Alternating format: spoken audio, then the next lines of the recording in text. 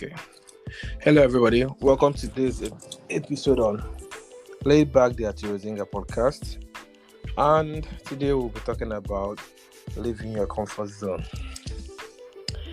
Today I'll be talking to Kiki. Hello, Kiki. Hi, Arinze. How are you? I'm good. Today we're going to focus on Kiki. Kiki left her comfort zone. She was working as a banker in Nigeria and decided to leave her role and come to the UK to do her PhD, to do her masters. So we're going to talk about leaving your comfort zone. What was the process like? What made her think about it, and how hard it is to actually leave your comfort zone. Hello, Kiki. Hi, Arinze. In fact, I already claimed the PhD you said I'm here doing. Come on, if I can be elevated to that level, I wouldn't mind. Really? Yes, no. Do you really want to do a PhD? In fact, I'm not sure anymore. I'm not sure. Why are you confused now? Is it because I asked if you want to do it or not? Giving it a second thought, probably I'll just stick with the masters I'm doing. That's enough for me. Well, you should do a PhD if you want one. I think the masters is enough book for me. Don't you think so? I mean, yeah. I don't know. It's up to you and what you can handle and what you think you can do. It's up to you because the PhD, in my own opinion, is a personal journey. Nobody can do it for you. It's up to you to decide whether you really want to go through that stress or not. Yeah, you have a point. You're right actually. So but aside, let's focus on the masters. You traveling all the way from Nigeria, from Lagos, leaving your job as a banker to come to the UK to study. So far so good. What do you think about what was the experience like? What made you make that decision and say, okay, you know what, I'm going to leave everything behind, my stable job, I leave everything behind and travel to the UK? Oh, well, do you know the funny thing, Arinze? The funny thing is that I had written what they call it, the pre-screening stuff for masters in Unilag. I went to the exam hall, wrote the exam and everything. They gave me a conditional offer to start my MSc. And so what happened? And that period as well, I wanted to get a car, a Toyota Matrix. So I called my sister. When I got the conditional offer, I called my sister, Chidima. Yes. She probably stayed here in Bristol. So I now told her, see, I got the conditional offer in Unilag. She was like, oh, that's good. But I was like, what? That you want to buy a car and you want to start your masters, that I like this move, but why don't you just the money you have for the car and the money you've equally budgeted for the masters, why don't you work more, save more, then come over here and do a master's in the UK rather, or somewhere outside Nigeria? It was just like a ray of sunlight, like a flashlight flashed through my, like I never thought of that, Yeah. It just takes someone telling you to see something that has been right. Never really thought of that. So when I talk about my experience, it's not as if it's something very few people can do. Just having someone just around you telling you like, why don't you do this? And it's just like that aha moment. I'll be like, okay, yes, I'll do it. So I think that was like the initial prompting I had, like I might as well just do my masters in the UK. And before then, most of the jobs I applied to, they're always like, and the kind of jobs I was going for, like in UN, ECOWAS, don't mind me and my big guys, Jerry. No, so you should have big guys. I don't really believe in thinking low. It makes no sense. So they're always like, you should have a master's outside the country that you're from. So they want you to have that kind of international exposure. So, either you have a BSc in your home country and you have a master's outside, or the other way around, depending. So, and I was like, man, like if I ever see myself working there, I might as well, start getting myself ready and prepping myself and getting all the things I need to. So, as they say, when preparedness meets opportunity, success is bound to happen. So that's another motivation for me. And I looked at other countries, like when I was thinking of the countries to do my master's in, I thought of Canada as how every other banker would think of Canada, and it would be plenty for Canada. So, but for my course, I was saying that you have to do like 2 years. Like, if not, Canada was my first option, but in those 2 years, you have to pay for school fees the first year and the second year. I was like, I don't have that kind of money. So, but people do that here in the UK as well. You can actually do your master's for 2 years as well. Really? Then yeah. I think probably it depends on the course. Probably and like the school you went for as well.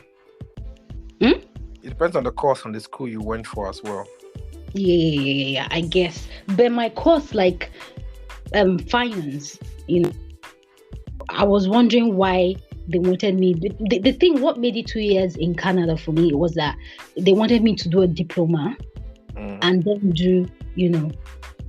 do the masters, making it 2 years. So I was wondering why, like, I have a BSc in finance and, probably a certification in finance as well, and you still want me to do a diploma. Like, what the hell?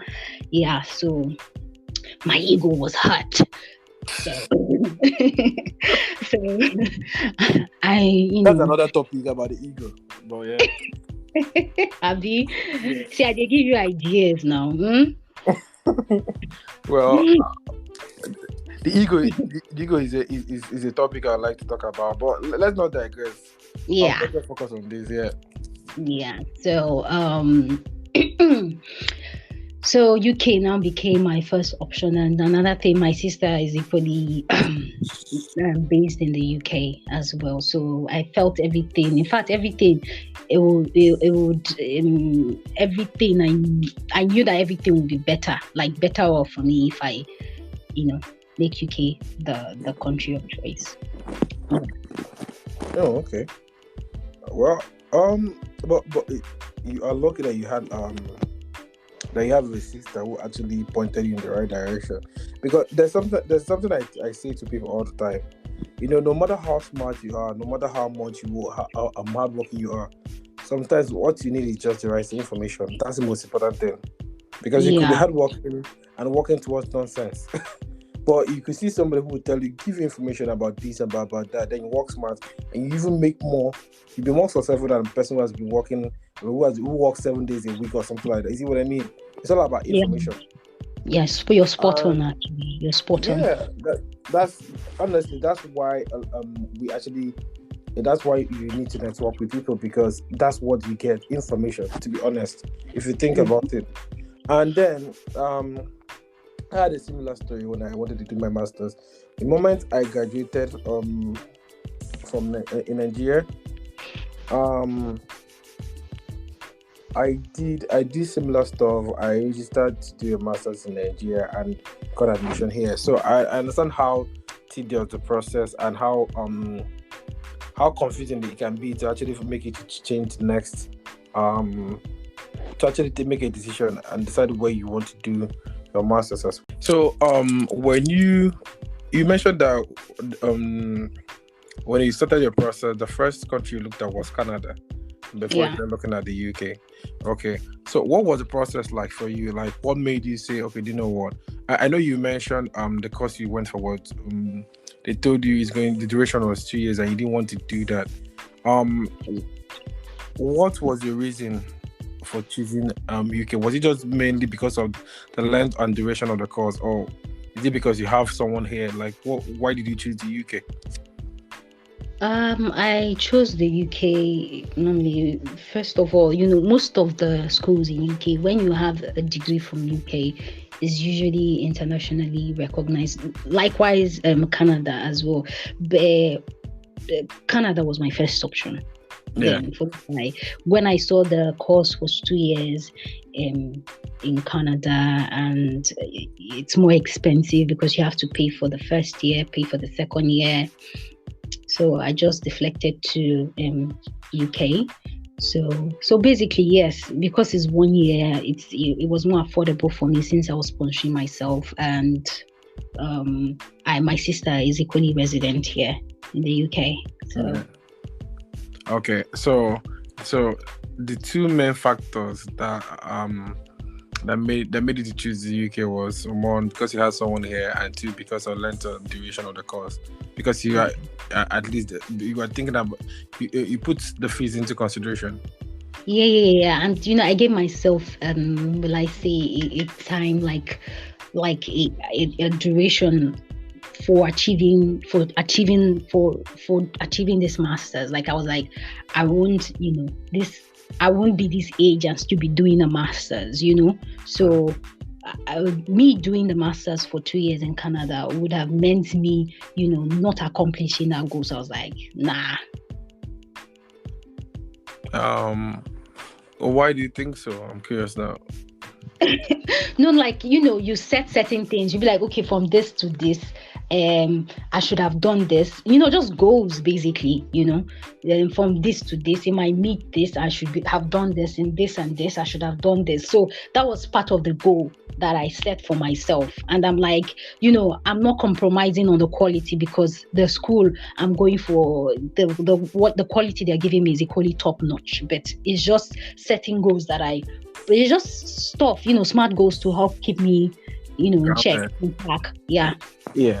Okay, fair. So now that you're doing the masters, before we get to that, what was the process like for you? Wow. Okay. When my sister, like, she, when we discussed about it and I now had to start the process, I think the first thing I would advise, like, if someone is starting this stuff, like, and you need to start, getting the documents ready when you are sure about it. Like, say for instance, your IELTS, you can't go on writing your IELTS when you're not sure, like, you don't have your phones ready and all that stuff. Like, like, once you get those things, you should start applying, because stuff like that, like your TB certificate, your IELTS and all that stuff, they expire. So if you go on and say, oh, I want to get this, or your international passport, because once you get it, it starts to count. Like, before you know it, once you come to this country, you just have a year and your international passport expires. So yeah, it's good to have all those things, but it's best you have it towards the time you're ready to, start the application process. So for me, what I first did was to get my IELTS, and I started getting my funds ready. In fact, then when I made up my mind to leave for my master's, I was still in Access Bank. So I knew I had to increase my savings. So I was due for a promotion, but I didn't get it, because in Access Bank you need 2 A's. I had a B and I had an A. So a friend of a former colleague helped send my CV to another bank, UBA. So I then moved UBA, which was a higher pay and it helped in my savings. So you just, at that point in time, when okay, this is my goal, you just have to be proactive, and take what you can get at that point in time. So you have to start increasing whatever you need to do to increase your savings. Just do it. Like, if you have to cut your expenses, if you can, just get the next juicy job, probably you have to now then cut back on your expenses. So that's something that I did. I started getting my savings right. I got my IELTS. When I was on leave, I went to my school, where I did my BSc. So I went to get my certificates, like my transcript, my BSc certificate, and other stuff I needed to get in case. And I think I had to write a letter, so in case, because the schools you apply to, they'll ask you for. They'll say they will write a letter to your school asking for your transcript, and all that stuff. Just and what's it called, academic reference. So I had to meet a lecturer in my school. Though I graduated in 2013 from Nnamdi Azikiwe, so I really didn't know. Most of the lecturers that that lectured me when I was there. They were like, when I went to school to get an academic, they were already there. So it was just like an automated process over there, as in that was what they had turned the process into. Then, yeah, you need an academic reference from your school. Then, I started researching about the schools that I wanted to, study in.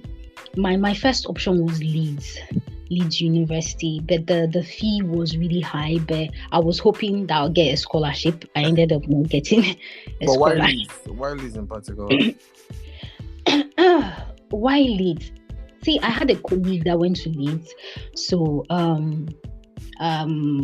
she was like, the school is really good. And Leeds, if you see the ranking, in UK they do a lot of this ranking, and it really comes in handy, when you want to go for certain kind of jobs and the rest. It really comes in. So they have this rank, TEF gold, TEF silver, and also Leeds they have a very good ranking. So I wanted to, and if you see the people that have graduated from Leeds, really cool people. So, that one is just paparazzi, to tell you the truth.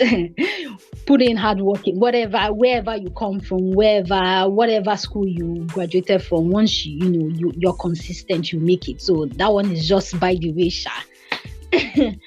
So, but as Leeds no come give me scholarship, I went for the one I could really afford. So that's one thing you should, when you're researching about the school you want to go for, the one you can afford, guys.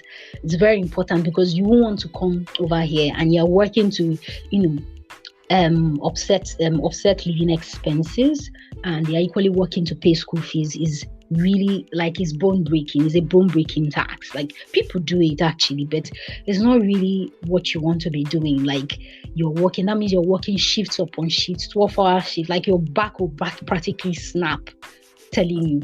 So go for the one you can afford, get your funds right, and get your documents right as well. And before you apply for a visa, you need to equally pay for your initial deposit to get your CAS.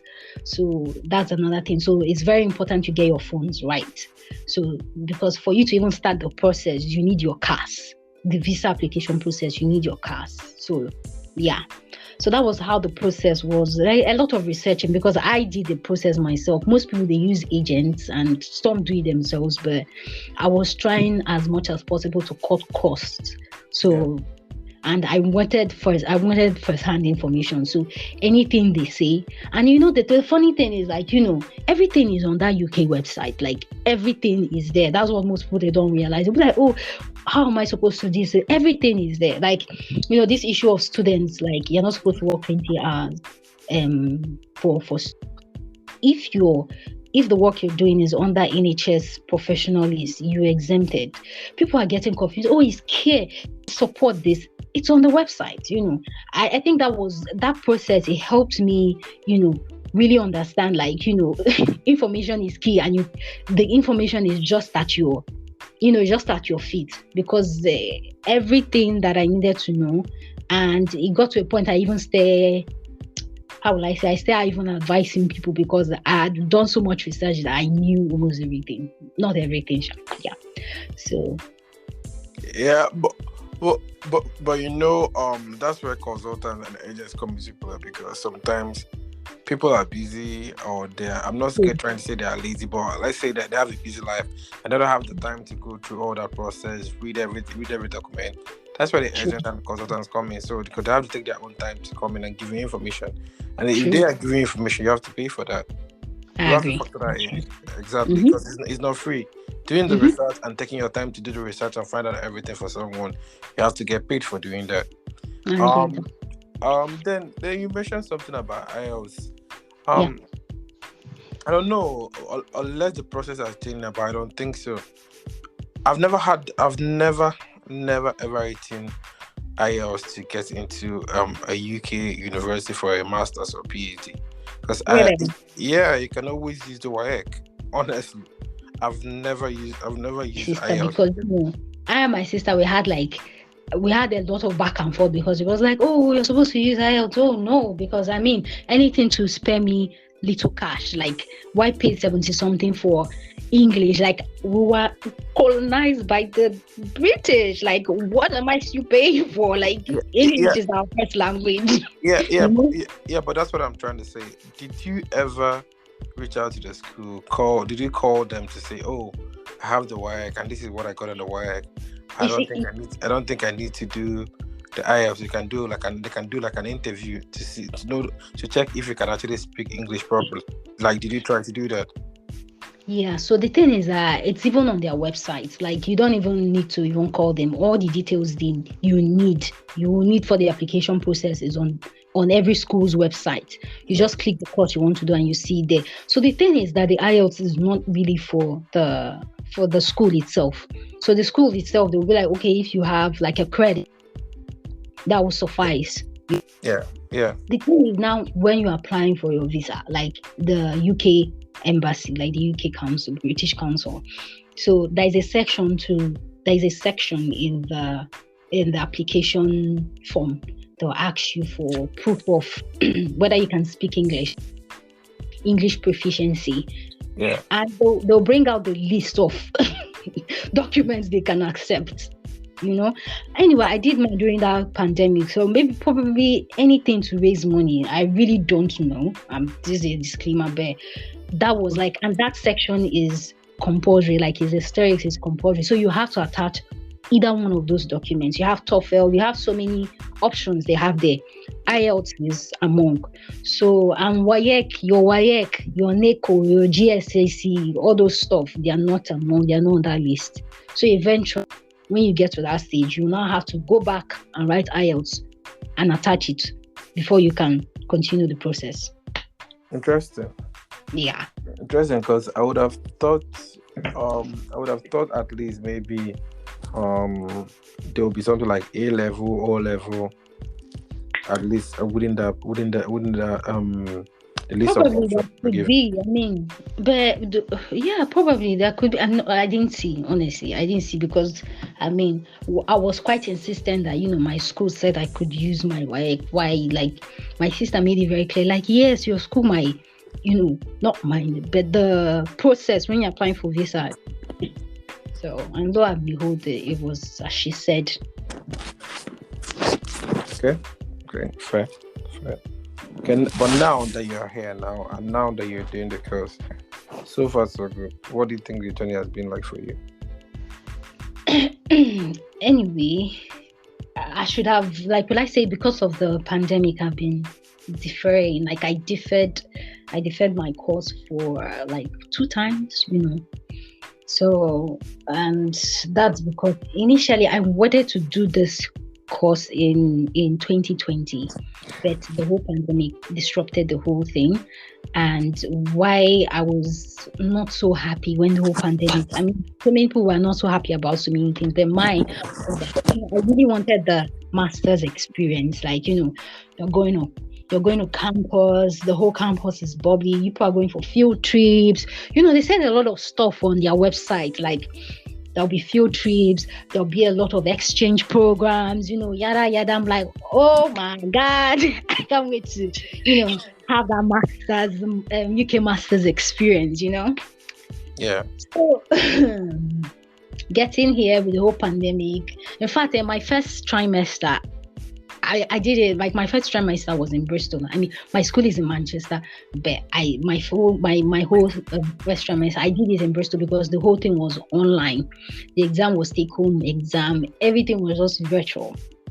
I'm telling you. So, like I say, I sort of missed that, interaction, networking. And my classmates, they seemed very interesting in terms of opinions, people from diverse backgrounds. Like when you are having seminar classes and people are throwing up their opinion, you just get a feel of people. I'm like, this person is really cool and interesting. This guy from Zimbabwe. Oh, this girl from Ghana. Like, I mean, if you're in class, you get to, and this was my first time being in such a diverse background. So I was really enthusiastic, but it was up until my second trimester that we started doing physical lectures, but it wasn't really. I think it was just once a week. Yeah, but the process in general, like I'm currently writing my dissertation, so I'm not yet done. But so far, doing the coursework, it was good. It was okay, and I observed something. I just don't know, because of the exams they were giving us. The exams they were giving us were take-home exams. I feel like, me personally speaking, I feel it had more impact. Like even though you have the opportunity to look at your book, because the take-home exam is like for 3 days, you take it home for 3 days and submit it after 3 days. Like, I found myself researching more, understanding better, like doing better. And I don't know how to put it, but I felt it was more impacting. I mean, it was just an experiment. I'm like, in exam, when you are writing physical exam, it's just like la cram la pour. Because me, I'm very good in cramming. I did cram. So I did do la cram la pour for exam. Just let me get the marks and girl, keep on moving. So I found that I could feel the impact, like when I'm engaging in conversations, like, I just got it. I could see, and I'm like, okay, this is good, this is good. Like, so that was one thing. Will I say, from the whole change in structure, lecture structure, like, will I say it was benefiting to me? Like, the lectures were more impacting. Yeah. On me personally, yeah. Okay. Fair. But that's one thing about studying abroad. I think that's a little bit different. When you are given, even if it's just a coursework, it sounds useless, but you realize that the more when you start researching on that particular topic, and the more you research on it, you end up knowing a lot of things about that particular topic. Sure. And whether you like it or not, when we write essays, we don't know, but your level of understanding, and if you have in-depth understanding of that particular topic, it shows in your topic. It comes across in your essay. The person reading it will know whether you know what you're talking about or not, and it reflects in your score. I've been at the end of actually writing and then marking people's essays, and then I realized if the person knows what he or she is talking about, you can tell. If the person did a good job, like researching to find out more about that topic, you can tell. So just like you said, studying here, it changes the way you see things. You it makes you think constructively, critically, and then you need to also develop your research skills. And you compare it to Nigeria. I'm studying abroad. Exactly, that's the question I wanted to ask, because lecturers, they give coursework, don't they? Yeah. Yeah, but the same thing happens in Nigeria. Okay, so comparing your experiences now in Nigeria and studying here, what do you think we can do or is there anything you think we can do right now to raise the level of education in Nigeria, at least to make, like, at least to be on par to enhance the research skills of the students, and then also enhance their critical and analytical skills as well? Is there anything you think we can do to actually improve that in the universities? A lot. In fact, but I say I spent 4 years in Nnamdi Azikiwe University, but it seems like I learned what I actually, like, the main things that I learned academically, I learned them after my 4 years. Then, ask yourself, what's the essence of the 4 years in school? Like, number one, there was this instance when I was still in school. So Nigeria, like, we migrated to IFRS because what we were using previously in Nigeria was SAS. So but our school, they were still teaching us SAS. So I was wondering, like, Nigeria is not using SAS, so this thing is obviously outdated. Why you know? So what's SAS? Okay, SAS is like standards for financial reporting. Like, when you're doing your financial statements and all that stuff, you need to follow standards. So SAS is statement of accounting standards, I guess. So IFRS International Financial Reporting Standard. God, I hope I'm not embarrassing myself, but yes, that is it. Yeah. So so that's what, and when we ask the lecturer, like Nigeria, they are now using IFRS. Why are you teaching us ACS? Like nobody uses it again. Like what are we now learning it for? They are not like, the school didn't send us for. Like we can't,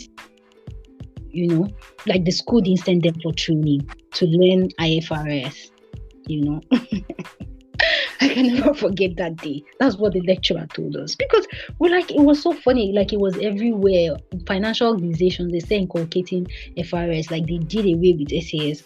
So, and the lecturer was then like, your school has refused to take us for training.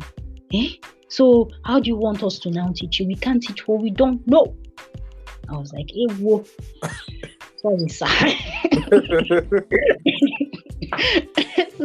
So who actually said that to you? Who actually said that to you? It's the lecturer. The lecturer.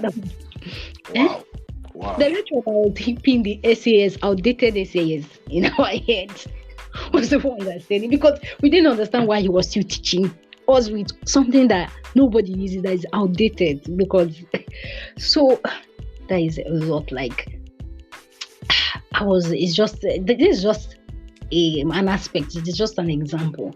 So yes, if the school could, if these lecturers, because there is this mentality, civil service in general, they're like, anything that will be provided in an office, the government must send money for it, even though it's a broom for sweeping the office or a packer. Government hasn't sent petty cash or anything to provide for it. So the office will be dirty. Like that's the way it is. I mean, my mom works in the civil service, so I have a fair knowledge of how they work. So these lecturers, they are waiting for when there is an allocation or something to send them probably to the UK or wherever, even though maybe Lagos Business School, to help them upgrade or whatever before they can now upgrade students. I mean, if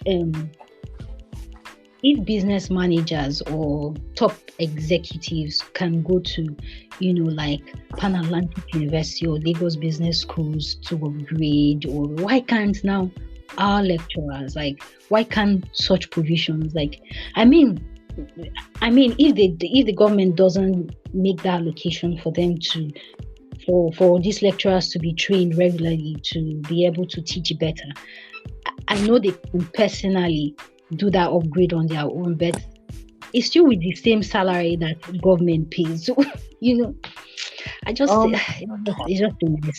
It's just a mess. For that, but it depends on how you see it. And I know the system. Yeah, we can actually put a lot of blame on the system. But when you think about it, there are so many things.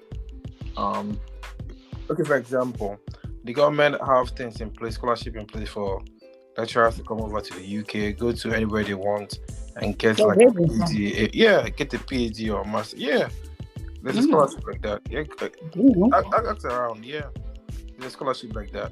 So if the lecturers actually want to go on these courses, management courses, to upgrade or whatever, they can still put it in their budget. You see what I mean? So it all depends on what the people who are there, how they think, and how far.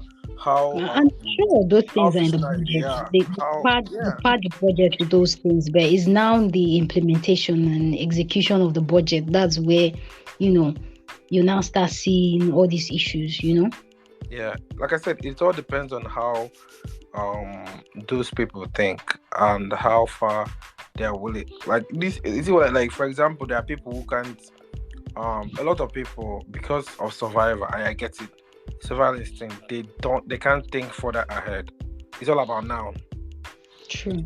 So they can't actually see what you're seeing, and you telling them to go for all these courses. But in Lagos, you see a lot of people. There's a lot of competition. People know that if they don't upgrade, they'll be left behind. You see what I mean? So a lot of people go for courses. But in these universities, they don't see it that way. Most people just stay there and write a lot of papers just to become professors. You see, it's all about politics anyway. And just get to where they want to be. And if they can do that, why do they have to go for courses? You see what I mean? They don't see the point. So it all depends on how the person thinks and what the person sees before before the person can actually say, okay, do you know what, this is what I want to do and this is how I'm going to do it. Yeah. But now that you've now that you've come to the UK and you've gotten your education, if you had the opportunity to go back now and change something with your education, the master's education, what would you change in Nigeria?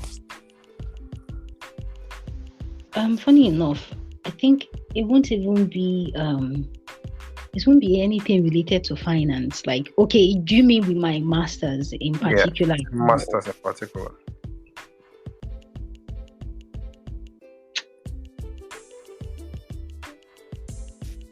I think for me, you have to cut this part out because I didn't think of this. I know all these what will I say, all these unreasonable things that you actually won't do, but because you want to get in, they tell you in your personal statement to write that you write. But I want to say something really so I'll towards the end you can ask me that question again. Okay. Yeah. So I'm guessing you're about rounding off the program now. Yeah. So yeah. So what's your take-home message like so far so good? Would you advise someone to go and do to come to the UK and do your masters? Or would you say, okay, do you know what, don't come, just go and do the masters in Nigeria? So it depends. There are some schools in the UK that, in Nigeria, that are really good, like this Pan-Atlantic University, Lagos Business School. Like the quality of what they give you, from what I've seen and heard, it's really top notch. So if you want to do your masters in schools like that, fine. But sometimes you're not just doing your masters to get an MSc, but to equally, use the opportunity to work in another country, gain that international work experience. So it depends on what your agenda, what your drive is, what it is that you're trying to achieve. So if you are trying to gain international work experience, like after the master's, you intend to stay back in the country and, start working, probably, something like that, or you just want a master's for work purposes and to, climb the professional ladder back in your home country, then you might as well just go to, Lagos Business School, or you can equally still come to the UK. It just all depends on you. And with the whole exchange rate, like it's not that like if it's just for you to climb the professional ladder, it's not that will I say that it's not the best. You might as well just do it in Lagos Business School, or Pan-Atlantic University. And if you've weighed all your options and you still want to you want to come abroad and do your masters, one thing I would advise is for you to get your funds right. Just get your funds right. If it's someone that is sponsoring you, fine. If you're the one sponsoring yourself, get your funds right here, like back in Nigeria, before you come here, because it's not easy. Like I have, some classmates and just people generally that I've met here in the UK. Some doing their PhD, some doing their masters. They were like, oh, I can't write this exam until they told me, like, before this month runs out, I have to pay a certain percentage of my school fee. So you see them working like crazy, so they don't get to really allow the process to pass through them. They just pass through the process without allowing. And you find out in your school there are so many things you can do. Volunteer program, there is the sports center, there's so many things you can really, just get a feel. Like, why spend millions when you can't even have a feel of what you've spent? Like, really, allow the school to pass through you and you pass through the school. They are constantly working. You're constantly working. The little time you have, your laptop, you don't know who your classmates are. You don't come on. I know in fact, with the economy in Nigeria, I can't even tell someone is not worth it because they'll be like, see you. You're telling someone is not worth it. Do you know how how insanely difficult it is in Nigeria. So I really don't know what to say, but just get your funds right in that regard. Yeah. Well, everybody has different motives, and everybody has different different aspirations. But and I get it as well. But I understand what you mean. If you have your funds right, you get to understand and enjoy the process, the whole thing, going out with people, meeting people. Because most of the time, if you have to work, it's hard for you to actually enjoy it.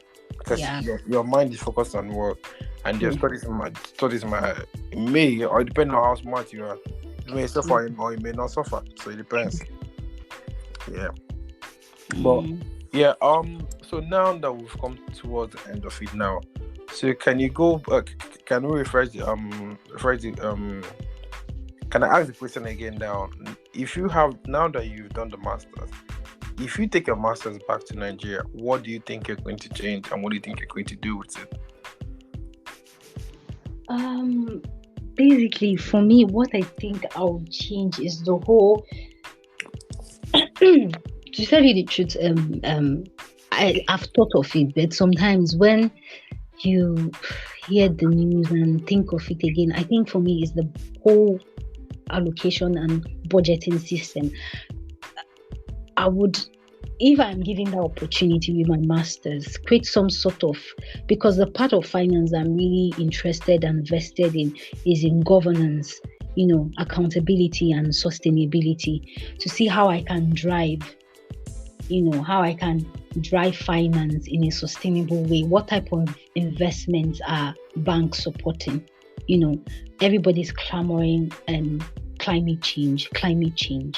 Like, how can finance, like the financial industry, be part of it? So, with the recent and concluded COP26 Glasgow, it really opened my eyes, because even my project, I'm doing something on sustainability reporting, and it's really an aspect I'm really enthusiastic about. How as a financial industry you can drive climate change in terms of the kind of business you're supporting. You want to do a loan syndication for Shell or Chevron. What is their operation like? How is their recycling system? How green are they in terms of energy generation and all that stuff? So will I say that is an aspect like I really want to invest on, like how we are using finance to really change, the community in general, like healthcare, communities and environment. It's not about my profit or something. How sustainable is your profit in supporting the community? So that's one aspect that I would really like to create a big drive, and I don't think in Nigeria we have a framework for ensuring this some sort of sustainability governance in that regard. So that's something I see myself, if I'm to come back, that I will start and drive. Yeah. Okay. Hopefully that sustainability and every climate change, everything you mentioned, it's really important, because I know you've been hearing about the suit in Port Harcourt and the rest of them. Yeah. And the pollution is so crazy that to the point that if in the next 10-20 years we have a lot of cancer cases in Nigeria, we'll blame it on the devil.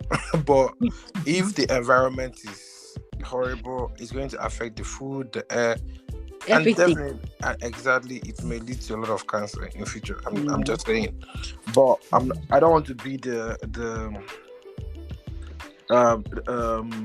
person that brings the bad news to people, a killjoy, but it's something we have to work on. And I think if you are successful in doing that, then maybe you may end up saving a lot of lives. Yeah. Hopefully that's the goal, Yeah. Well, anyway, thank you, Kiki, for coming on today's show. It's been a lovely time talking to you. I hope you enjoyed yourself. Yeah, I did. We should do this some other time. Well, everybody says this at the end of the podcast. Well, hopefully we'll do it again. I have a question for you, Arinze. Yeah. If with your PhD and your masters, if you come back, what do you see yourself starting? Or, I mean, you did something in biosciences, isn't it? Yeah. So what do you see yourself driving in Nigeria if given the opportunity? If they say, oh yeah, when you're born abroad, tore down, we are going to support you, whatever it is you want, let's change Nigeria. What is it that you're going to do? Two things. The first thing I'm going to do is set up a cancer research center. Like I said, wow. I think the cancer is going to be a problem. And then two, make the government focus on cannabis. Excuse me? Yeah. You heard Okay, me. like the health benefits of cannabis, you mean? Yeah, since cannabis is already used a lot in Nigeria, it can actually improve add to the government's revenue of the country, and most importantly, it can actually help in treating a lot of diseases, including this cancer. Because if we end up having a lot of cancer cases, the cannabidol in the cannabis can be used in treating a lot of people. So it's anyway, all of them are still linked to cancer. That's my point. There are certain things I think nobody's focusing on, and then when the thing now hits us in the face, then we start complaining and blame the devil. Yeah. But I think it's better for us to start planning ahead on time and have like a think tank and plan ahead and say this is what's gonna happen. So let's plan and just settle this thing now. Yeah. You're totally right. I agree. Yeah. But anyway, Kiki, thank you for today, and hopefully we'll do this some other time. Yeah, thanks for having me. You're welcome. See you soon. Bye. Bye.